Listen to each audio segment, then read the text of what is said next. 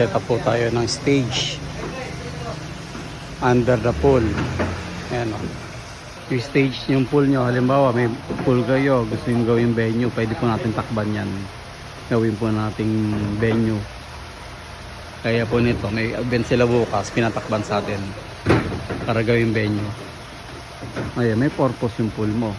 Pwedeng venue, may event ka, tapos pwede mo rin swimming pool. Pwede mo parentahan.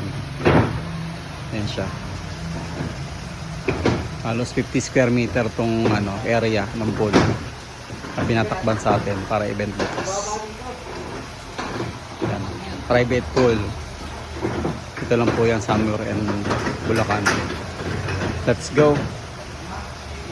Ako hindi mo sa atin.